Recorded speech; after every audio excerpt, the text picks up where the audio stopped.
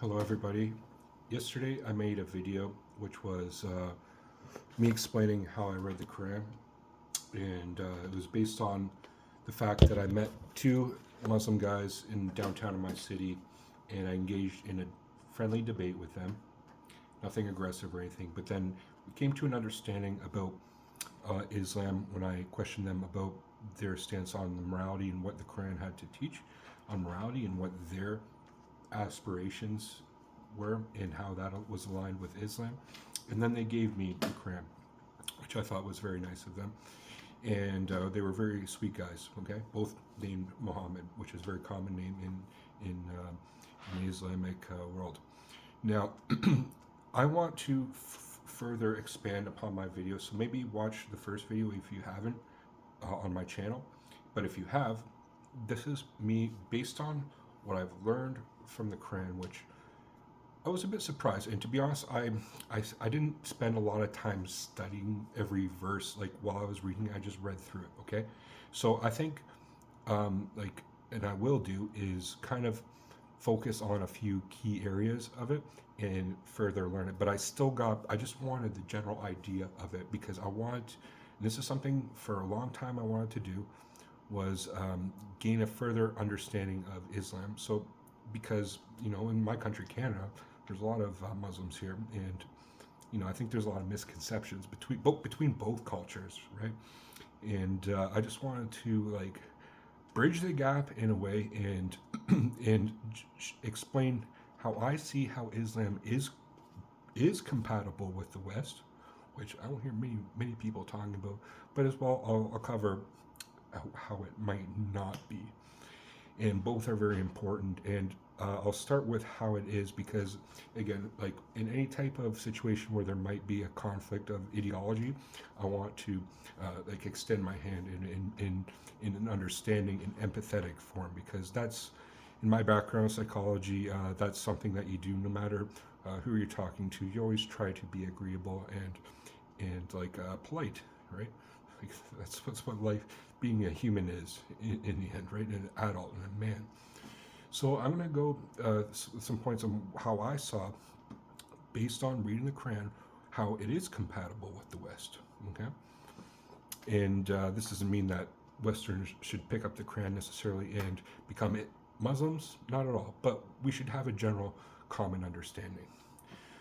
The first is justice and equality. Now, I know some people in the West might be equality, that Muslim might not be the most equal culture. Culture has to do with equality in the world, but it very much does emphasize equality and justice specifically, like following rules. And rules and laws are important in any type of advanced culture. Like if you don't have rules, then you're going to go into chaos and anarchy, and rules that in the Quran was very distinctive on things to follow, that was for the better good of society and for yourself, in what you should aspire towards in your own life to reach the best quality of life, and then for afterlife. Okay, that was a major theme as well, which I mentioned in the last video. The second is having to do with the greater social good. You can call that welfare and charity.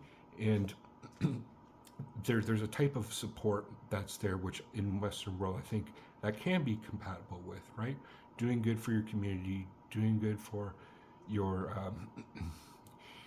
your immediate environment in your culture, the people around you. That's important. Okay. As well, there is a higher degree of philosophy that there is some value to. Okay, in my last video, I kind of criticized it to being like, okay, it's not the most groundbreaking in a lot of ways. Like I was reading through it and I understood it, but it was like, okay, like was anything like it is special. I don't want to try to deny how special it is, because it is. But it was, for me anyway, it was like, I wish, this is just a criticism of it, I wish there was some higher degree of explanation sometimes, like further elaborate on some of the points that they were making. A lot of time it was just just trust and follow and have faith in the teachings, not like not like expand upon it and question it per se. But nonetheless, there was a very much an emphasis on learning and of a higher degree of knowledge and moral reasoning as important as well. There was a degree of understanding one's place in the culture and like the amount of influence you have in your life in the immediate people around you. Okay, that and there's a few examples where that come to mind of that, and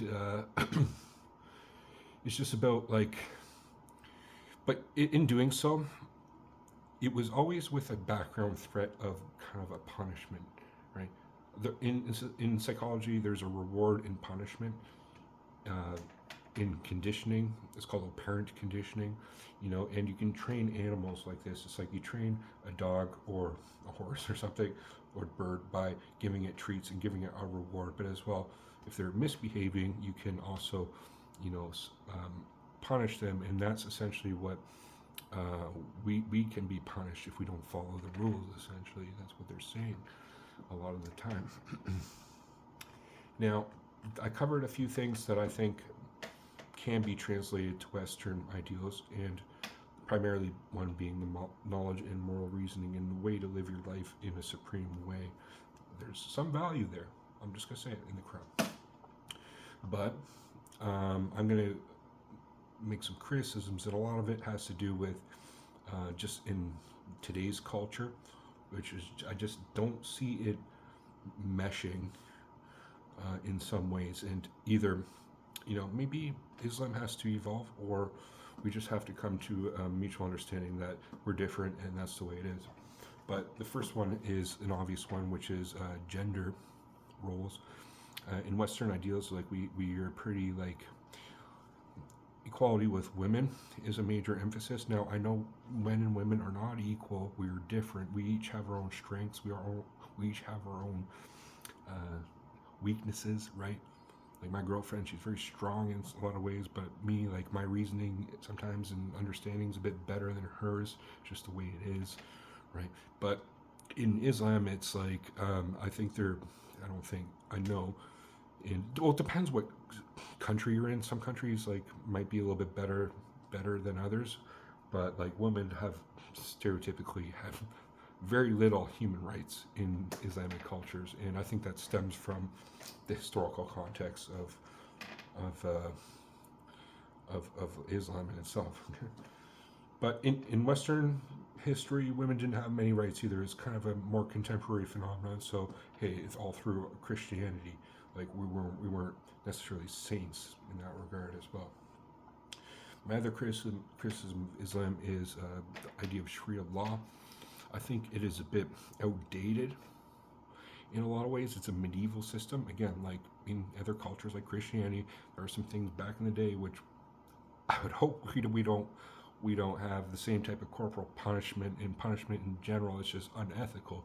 And I think in Islamic countries, Sharia law, again, having to do with like things that are incompatible with it, they're very unforgiving. Now, criticism of that might be like, well, there's a reason for that, because you have to stay within a strict, narrow following of the teachings of the Prophet, and with Allah and the higher law and order within Islam. Okay, I get that. But like when it comes down to like amputating hands of thieves, and I know that's an extreme example, that's not something that necessarily is happening now in a lot of parts of the Islamic world, but I think there are some laws in some countries where like it just does not mesh with Western ideals of justice and punishment. Okay, and especially because it's these cultures and governments are so religious based, while Western ones are not necessarily religious based. Separation of church and state, right? And to expand upon that, the idea of freedom of speech in Islamic countries is not encouraged. And like I mentioned in the last video, there's kind of a groupthink mentality where you have to adhere to the dogma of Islam, and if you deviate from that, that's essentially individuality. Like you're having an individual idea, that is not part of the general theology and ideology. And well, it is ideology because it is very political at the same time as well. So if you deviate from that, which is like, hey, I have an idea that's not, maybe counters it, that's not going to look too kindly, and that's a blasphemism and blasphemy and criticism of Islam, and that just does not merge with the classic ideals of Western free expression and individuality. Okay. And again, to follow on that, like I kind of mentioned, um, if you do speak against Islam, that's a type of apostasy, right? So, and I think if you were in an Islamic world and you did something, say, to the Quran, now, okay, I want to disrespect anybody here, but if imagine you're in Pakistan and you disrespected the Quran, what would happen to you? I imagine not very a good thing. And a lot of places in Islamic countries, the freedom of other religions is not, they're not treated the best. Now, I know some are very secular, and there has been a history of Christianity and Judaism, even in some. But the example of Judaism now, like, that's definitely not allowed in some areas of the Islamic world, especially when you get into some of the more fundamental Islam, right? So some Islamic countries, like Syria, of all, like under Bashar al-Assad, I won't say he's a good guy or anything. Some people might like him, some people might not. But I know other countries, like Egypt, even, like there's different, in Turkey, there's different cultures and religions that live together for thousands of years. So that's okay. And the last is the gay rights. I'm going to say, I really was not planning to cover this one, and a lot of people might disagree with me with this one. Like, I have nothing against gay people or whatever, but to be honest, I'm kind of sick of some of the gay shit that happens in even Western culture, as far as like trans this and teaching kids about fucking, I don't know, grotesque sex things, and I don't want that in our culture, right? But if gay people are doing their own thing, I don't have nothing against that. But in some countries in the Islamic world, well, I would say the vast majority, that is at very least not looked kindly upon, and should not, and is not public. If there was a gay pride parade in fucking Saudi Arabia, how would that turn out? I imagine not so well. So those are some of the ways that I see right off the bat how Islam and the Western world can come together and be like, hey, we have a mutual understanding on some things, and we're brothers in this world, and here we go, right? And then there's some where it's like, we don't see eye to eye on some things. But I would say more so than not, we do see eye to eye. And I should at least raise, again, my hand out to the Islamic world, shaking your hand, or, bowing, and being like, hey, I really respect the fact that the Quran really emphasizes and makes people think and act and behave in the right way. As much as maybe some things are outdated, and that I get that, in and have a general sense of justice in the world where things just work together, and admiration of the universe, which in Islam would be Allah, right? The greater supreme being of it all. Like, I believe there is one. Now, you can call it what you want, but I think we can come together and be like, there's something bigger going on here than just us in this world, right? And you want to call it Allah, I'll call it the universe. Like, it's pretty much the same thing, right? And I think there is something supernatural about that. So again, that's my follow-up video to me reading the Quran and my impressions of Islam, and how Islam in the West,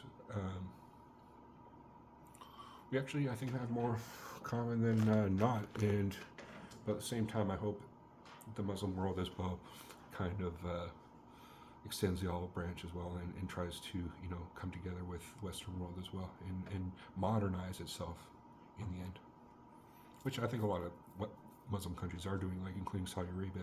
The new prince there, he's kind of I think since the old one died, the king, Abdullah, whatever it was.